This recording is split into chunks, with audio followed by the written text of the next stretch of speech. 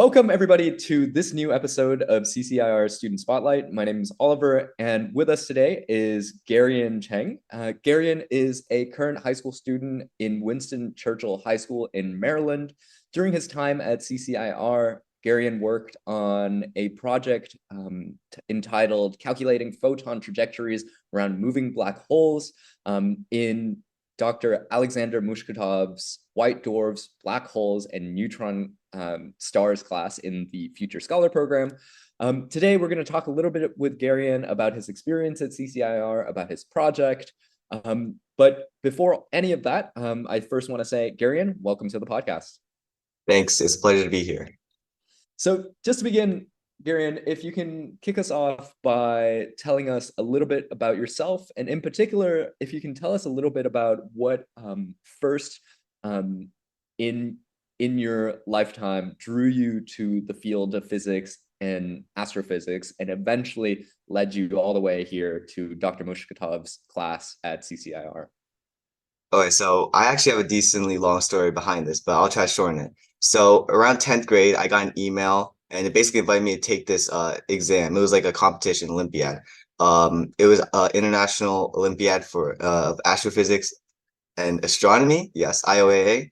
And I basically just got hooked to that. So I started studying it over my sophomore year and I took it in my junior year. So I did all that. And then so that was a really fun experience for me, actually. I spent like an hour every day just reviewing the basics. And so that really got me established the fundamentals of astrophysics.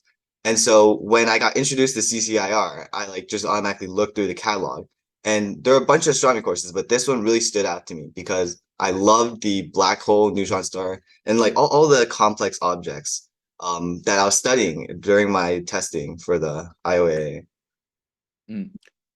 Excellent. That's so are you still studying for the IOAA, or has that passed? That passed. I took it during the junior year and I passed the first round, but in the second round, sadly, I just didn't. So okay. That's great to hear that this is how eventually you came to find Dr. Mushkatov's class. I want to hear a little bit about your experience in this class as someone who was already doing physics Olympiads, as someone with a pretty strong scientific background. Tell me a little bit about the experience of this course. Was it still incredibly challenging for you? Tell me about your experience from that perspective.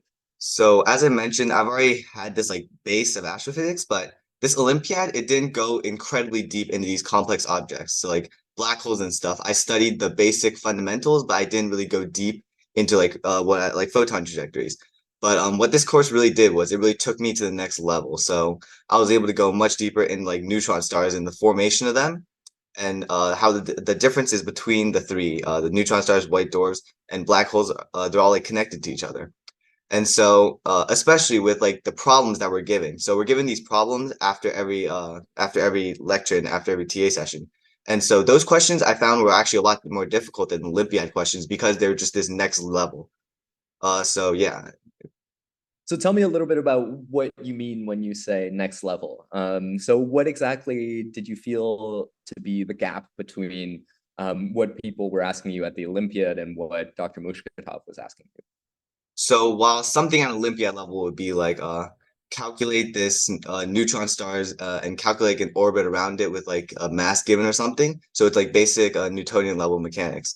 What Professor Mushkov would teach was magnetos and the B fields surrounding these neutron stars. They would teach the extreme physics under these conditions. And so it was just more advanced. There's no better way to say it. Mm-hmm. And what was that like in working suddenly at a level at the next level? Did you have initial struggles? How did you manage these sort of bridging that gap eventually? I would definitely say it was pretty hard in the beginning, especially because I wasn't actually expected for it to be such a jump because I thought the Olympiad level was already high enough. But so on the practice questions I mentioned earlier, I would be spending 1 or 2 hours on them. But after I got acclimated, after we went over a lot of material and I got familiar with the tricks, you'd say, with the practice problems, they took much less time, and so I was able to breeze through them. They were still challenging, but I felt like I could do them. Like I went into it knowing, yes, I could do this stuff. Fantastic. And tell me a little bit about maybe um, how your experience in working with Dr. Mushkatov and your TA, were they supportive in this process, especially given how much of a gap it was between what you had learned and what you were suddenly learning? Yes, definitely. The 1 hour lectures that the professor gave, they're all really in depth. Like he went over the history and everything too, so we really understood it from how we discovered them originally.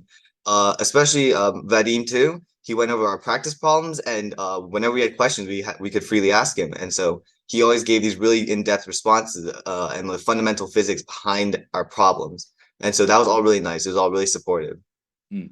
And Garion, as I mentioned to you before this interview, I did actually speak to one of your peers in the cohort just recently. Tell me a little bit about that aspect of your experience as well. I'm curious, what was it like working with a couple of other kids who were like yourself, willing to spend the summer thinking about neutron stars and black holes? What was that like? Having sort of peers who are as into physics, as nerdy about the things that you're nerdy about. How was that experience? It was actually super interesting because for the Olympiad portion, right, I'm doing this all alone. Like I'm by myself here. But once we engaged in each other as this cohort, like you knew that there are other people like you. Like you're not the only person in this. And so another thing too. So we had like a student from like Turkey, I think, and then we had like the professor was from Russia, I think. I'm not exactly sure. And Vadim was from Finland. And so we are all from really international backgrounds. So it was really nice trying to experience that, as someone who's like pretty much been in Maryland their entire lives. And so additionally, whenever we had like these practice problems and stuff, right? My peers would ask a lot of questions and like they were questions that like I didn't even think of. Like I didn't realize I didn't understand the material. So it was really nice being able to go in knowing that even if like you don't realize you don't understand something, other people will help remind you, basically like that. Hmm. So at this stage, I think it's useful to maybe talk a little bit about your project at CCIR. So um, as I mentioned earlier, and I threw out a lot of big words that I don't really know, your project is about the trajectory of photons around black holes. So tell me a little bit more about what exactly that means. And tell me about your experience sort of coming to this project and working on So this project was actually mainly a coding project. So we all know that black holes have like this gravitational force. So photons actually get pulled by that, and so when you aim a photon source at the black hole, it'll get curved if you go near it. So what this project did was it first did that very basic step. We got track how photons would move when they move near black holes. So that was the very first step, and the professor gave me these really nice like guidelines, I'd say. So we were able to figure that out, and I was able to put down the math into the code. Um, After that, we have to figure out how this works with a moving black hole, because that's a whole different thing. Moving black holes, because photons, the speed of light is constant, right? So when you have a moving black hole and you have a photon going near it, relativistic effects come into play. And so now you got to do all these new calculations and make sure that you adjust the photon trajectories and make sure they're correct. Additionally, actually, Vadim also gave me a couple like side projects to say, like I calculated the correlation between the mass of the black hole and the minimum most stable inner orbit of photons. So how close a photon would get without getting sucked in. And so there's also a bunch of these side projects that I just did that Vadim gave me. So tell me a little bit more about that. I think the question that's at the top of my mind was it fun? Yes, it was definitely really fun. So when I did all these projects, it was during the summer. So I was being like, I had a bunch of this free time, and a lot of it was like not being spent on stuff that was like academic or like activating my brain. Honestly, I'm in my senior year now, so most of that was on college applications. So doing this project was really a way to just get me back into that academic mindset, get me back into thinking about physics and thinking about science. So it was really nice just being able to refresh your mind on all that stuff. Hmm. And has this experience, so it sounds like it was fun, it was challenging. How's this experience shaped or at all informed your relationship now with physics as you're entering university, and maybe even in the longer run, your relationship with science more broadly? So because this program is like we end up with a final research project, I feel like I'm much more comfortable now going into research in the future. So I understand a lot more of what that actually means because in high school you don't actually get a lot of chance to produce like research projects. You just kind of like write essays and stuff. You do problems, but you never actually produce your own thing. So I feel like this course has really helped me just understand like what actual scientists do basically. So yeah. Mhm. So I'm curious, Garen, do you aspire to be an astrophysicist? Uh, I wouldn't. I don't actually know yet. You see, Yeah, yeah, um, the future's still a long way around. But yes, as it should be. Mhm. astrophysics is definitely on the top of my list here because I mean I have the most experience in it and I love it the most right now. But Yeah. yeah, I'm just planning to go into engineering college and then I'll see if astrophysics will fit in nicely. Mm. I wonder, have you spoken at all to your peers or to your mentors or even maybe to your parents about this experience and how it's configured your understanding of, you know, your future, your education, potentially even your career? Have you talked about that at all with anybody? Yes, I've definitely talked to my friends a lot about it and my parents about it. The mentors and stuff, not so much, but I've definitely told my parents, yes, like this has solidified my interest in research. It's solidified my interest in astrophysics. Like, yeah, I know I like it basically. Well, for what it's worth, Gary, and this is a bit of an aside, but you can always reach back out to your TA and your mentor. I'm sure they would be more than happy to, you know, talk to young scientist about their field and what it's like to actually, you know, venture into it. But that's just an aside.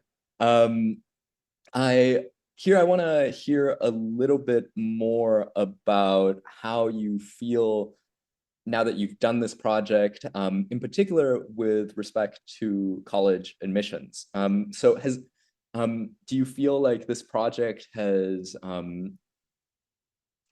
given you sort of something to I don't know, build your profile with? How have you seen your experience at CCIR fit in within your sort of undergraduate admissions trajectory?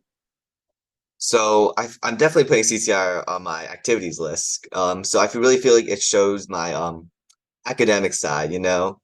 So, because again, many people in high school don't get the chance to do research. And so being able to do this active research under like mentors like Professor Alexander Mushkva, it really helps in showing the college admissions officers that yes, I've experienced in this field and yes, I'm ready to go to the next level in college. Mm. I want to hear a little bit more about your relationship with Dr. Mushkatov.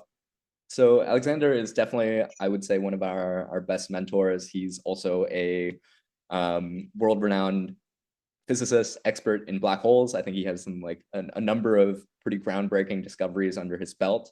What was it like, sort of working with him? I know that he's incredibly warm, and like also like not necessarily warm, but incredibly helpful for all of his students.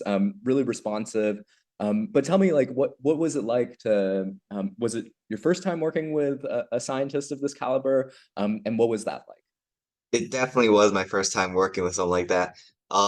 It's really interesting how when you start looking at research papers and you see his name on it, and you're like, "Damn, I am talking one-on-one with him right now." It is just a really cool experience, you know. Um, Additionally, whenever I feel like how do I describe this? Hmm. How do I describe this? Well, whenever I talk with Professor Mushtka, it just feels like, you know, he's really like welcoming of you. Like he doesn't see you as like a random student from high school. You know, he feels like he actually like knows you and he actually wants to teach you. He wants to pass the knowledge on. Yeah, I would say that's true of a good number of CCIR mentors. They're really interested in teaching, mentoring young students, sort of showing off their field, really, and trying to get bright young minds to join in the scientific enterprise or whatever it may be. So that's great to hear that you could really feel that on your end. So as we sort of come towards the end of this interview, I'm going to ask you a question that if you've seen any of these interviews, you will have heard me ask other students already. But the question is this. So as someone who has gone through the process at CCIR of doing this, I'm sure it was still even however fun, also a time consuming and at times frustrating and grueling experience of doing research. I'm curious now, having done all that, what you might say to a student who is maybe looking at CCIR or looking at research and feeling a little bit daunted by the experience, a little bit scared, and feeling unsure about whether or not they're able to do it, whether or not it's the right thing for them. What would you say to a student like that? So I would tell the student, right? If you really want to take your game into the next level, and it could be any field, it could be any field, any interest. Like I've seen the interviews about history, I've seen about political climates and stuff. Just really anything. If you want to take that to the next level, if you want to do research into this field, if you really just want to understand the field better than like any YouTube video could ever teach you, then you should take the course.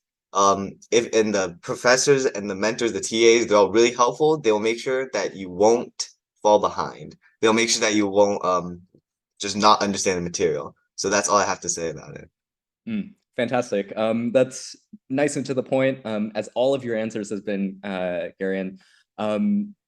So with that, we've come to the end of this interview, and what I want to say to you, Garion, is I want to wish you best of luck in all of your future, very open intellectual and academic journeys. It's been wonderful to hear about your experience at CCIR and all the work that you've done. So with that, I just want to say thank you so much for taking your time and joining us on this podcast today. Again, thanks for having me on.